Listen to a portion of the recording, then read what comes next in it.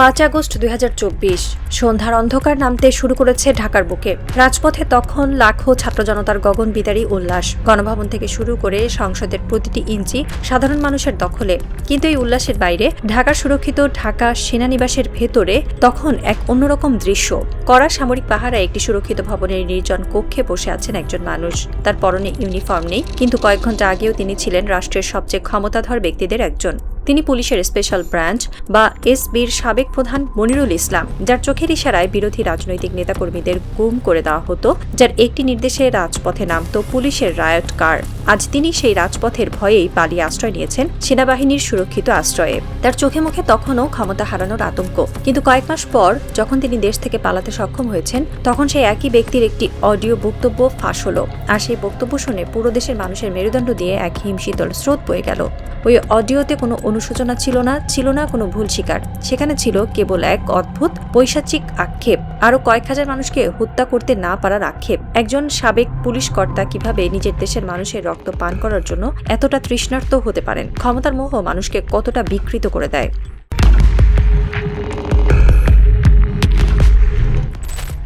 সম্প্রতি সামাজিক যোগাযোগ মাধ্যমে এবং গণমাধ্যমে সাবেক পুলিশ কর্মকর্তা মনিরুল ইসলামের একটি বক্তব্যের কিছু অংশ ছড়িয়ে পড়েছে। সেই বক্তব্যের সার কথা হলো, সেনাবাহিনী কথা রাখেনি বলেই নাকি 5 আগস্ট সরকারের পতন হয়েছে। তার দাবি, যেসব স্থানে সেনাবাহিনী মোতায়েন ছিল সেখানে যদি পুলিশ থাকতো তবে আন্দোলনকারীদের ঠেকানো সম্ভব হতো। এই বক্তব্যটি সাধারণ কোনো রাজনৈতিক বিশ্লেষণ নয়। এটি হলো একটি ফ্যাসিবাদী রাষ্ট্রযন্ত্রের ভেতরে কাজ করা একজন মানুষের পৈশাচিক মনস্তত্ত্বের উলঙ্গ বহিঃপ্রকাশ। এই বক্তব্যের সবচেয়ে ভয়ঙ্কর দিকটি হলো এর ভেতরের আক্ষেপের সুর। মনিরুল ইসলাম যেন বলতে চাইছেন, সেনাবাহিনী যদি বাধা না দিত তবে পুলিশ দিয়ে আমরা ওই দিন আরো কয়েক হাজার ছাত্র জনতাকে গুলি করে মারতে পারতাম। তাহলে হয়তো সরকার টিকে যেত। 5 আগস্টের দিন ঢাকা শহরে লাখ লাখ মানুষ রাস্তায় নেমেছিল। তাদের ঠেকাতে হলে ঠিক কত হাজার মানুষকে হত্যা করতে হতো। একজন পুলিশ কর্মকর্তা, যার শপথ নেওয়ার কথা ছিল মানুষের জানমাল রক্ষা করার, তিনি প্রকাশ্যে আক্ষেপ করেছেন যে তিনি পর্যাপ্ত মানুষ খুন করার সুযোগ পাননি।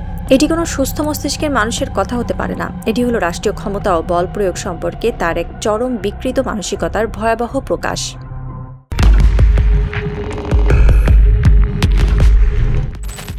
মনিরুল ইসলামের বক্তব্যের আরেকটি চাঞ্চল্যকর দিক হলো সেনাবাহিনীর প্রতি তার সীমাহীন ক্ষোভ। তিনি বলছেন, সেনাবাহিনী কথা রাখেনি, কিন্তু একটু পেছনের দিকে তাকালে ক্ষোভের পেছনের চরম কৃতঘ্নতাটুকু স্পষ্ট হয়ে ওঠে। 5 আগস্ট যখন লাখো মানুষ রাজপথে নেমে এসেছিল, যখন পুলিশের শত শত থানা জ্বলছিল, তখন মনিরুল ইসলাম কোথায় ছিলেন? তিনি তো পুলিশের সদর দপ্তরে বা এসপির অফিসে বসে নিজের বাহিনীর নেতৃত্ব দেননি। তিনি প্রাণভয়ে পালিয়ে গিয়ে আশ্রয় নিয়েছিলেন এই সেনাবাহিনীরই ক্যান্টনমেন্টে। সেনাবাহিনী যদি সেদিন তাকে আশ্রয় না দিত কিংবা পরবর্তীতে তাকে নিরাপদে দেশ থেকে পালানোর সুযোগ করে না দিত, তবে তার নিজের পরিণতি কি হতে পারত? যে রাজপথের মানুষের রক্তে তার হাত রঞ্জিত ছিল, সেই মানুষগুলো যদি সেদিন তাকে হাতের কাছে পেত, তবে তার পরিণতি হয়তো মুসলিনের চেয়েও ভয়াবহ হতো।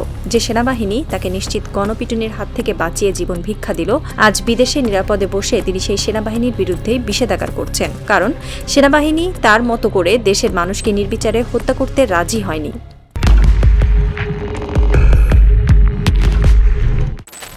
পুলিশ থাকলে আন্দোলনকারীদের ঠেকানো সম্ভব হতো।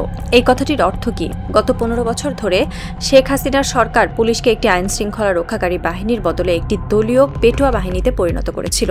পুলিশকে এমনভাবে ব্রেইনওয়াশ করা হয়েছিল যে তারা সাধারণ মানুষকে দেশের নাগরিক নয় বরং শত্রু মনে করত। জুলাই আগস্টের আন্দোলনে আমরা দেখেছি কিভাবে পুলিশ হেলিকপ্টার থেকে সাধারণ মানুষের উপর গুলি চালিয়েছে, কিভাবে আবু সাইদের মতো নিরস্ত্র তরুণের বুকে কাছ থেকে শটগানের গুলি করা হয়েছে, কিভাবে মুগ্ধর মতো তরুণকে স্নাইপারের গুলিতে হত্যা করা হয়েছে। এতগুলো প্রাণ নেওয়ার পরেও মনিরুল ইসলামের মতো কর্মকর্তাদের রক্তের তৃষ্ণা মেটেনি। তার বক্তব্য শুনলে মনে হয় 5 আগস্ট শিক্ষার্থী জনতার উপর আরও ভয়াবহ দমন পীড়ন চালানোর সুযোগ না পাওয়ার একটি অতৃপ্তি এখনও এদের মনে রয়ে গেছে। তারা ভেবেছিল হয়তো আরও 2-4 হাজার লাশ ফেললেই মানুষ ভয় পেয়ে ঘরে ফিরে যাবে এবং তাদের ক্ষমতা আরও কয়েক দশক টিকে থাকবে। কিন্তু তারা ভুলে গিয়েছিল, যে জাতি একবার মৃত্যু ভয় জয় করে ফেলে তাদের আর বুলেটের ভয় দেখিয়ে দাবিয়ে রাখা যায় না।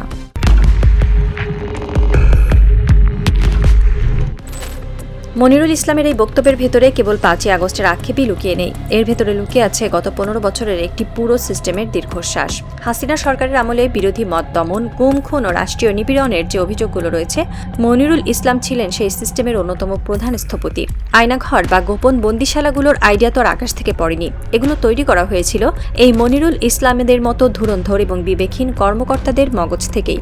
রাতের অন্ধকারে সাদা পোশাকে তুলে নিয়ে যাওয়া, বছরের পর বছর গুম করে রাখা আর ক্রস ফায়ারের নামে ঠান্ডা মাথায় খুন করা, এগুলো ছিল তাদের নিত্যদিনের রুটিন। তার কথায় যেন এই আক্ষেপও প্রতিফলিত হয় যে সরকারটা যদি টিকে যেত তবে তারা এই গুম খুনের সিস্টেমটাকে আরো দীর্ঘস্থায়ী এবং আরো নিখুঁতভাবে বাস্তবায়ন করতে পারত। তারা হয়তো ভেবেছিল বাংলাদেশটাকে একটি বিশাল আয়নাঘরে পরিণত করবে, যেখানে কেউ টু শব্দটিও করতে পারবে না।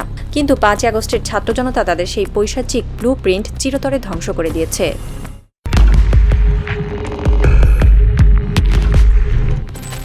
মনিরুল ইসলামের মতো কর্মকর্তারা হয়তো বিদেশে বসে এখনো আক্ষেপ করছেন, কিন্তু 5ই আগস্টের বিপ্লব বাংলাদেশের রাষ্ট্রযন্ত্রের জন্য একটি নতুন ব্যাকরণ লিখে দিয়ে গেছে। সেই ব্যাকরণের সবচেয়ে বড় শিক্ষা হলো রাষ্ট্রীয় বাহিনী জনগণের বিরুদ্ধে নয়, জনগণের নিরাপত্তার জন্য। সেনাবাহিনী সেদিন সেই সত্যটি প্রমাণ করেছে। তারা বুঝতে পেরেছিল যে দেশের 17 কোটি মানুষের বিপক্ষে দাঁড়িয়ে কেবল একটি রাজনৈতিক দলকে টিকিয়ে রাখার জন্য রক্তগঙ্গা বইয়ে দেওয়া কোনো দেশপ্রেমিক বাহিনীর কাজ হতে পারে না। আর কোনো কর্মকর্তা বা রাজনৈতিক নেতা যদি মনে করেন যে আরও কিছু মানুষ হত্যা করতে পারলে সরকার টিকে যেত, তবে বুঝতে হবে তারা ইতিহাসের পাতা থেকে কিছুই শেখেননি। ক্ষমতা কোনো পৈতৃক সম্পত্তি নয়, আর সাধারণ মানুষের রক্ত কোনো সস্তা জল নয় যে চাইলেই তা বইয়ে দেওয়া যাবে। 5ই আগস্ট প্রমাণ করেছে বন্দুকের নলের চেয়েও অনেক বেশি শক্তিশালী হলো একটি অকুতোভয় জনতার সম্মিলিত হুঙ্কার।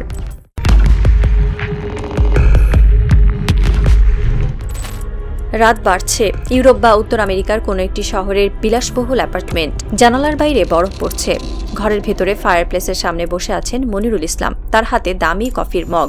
বাইরে থেকে দেখলে মনে হবে তিনি খুব শান্তিতে আছেন, কিন্তু তার চোখের নিচে জমে থাকা কালি আর কপালের ভাঁজ অন্য কথা বলছে।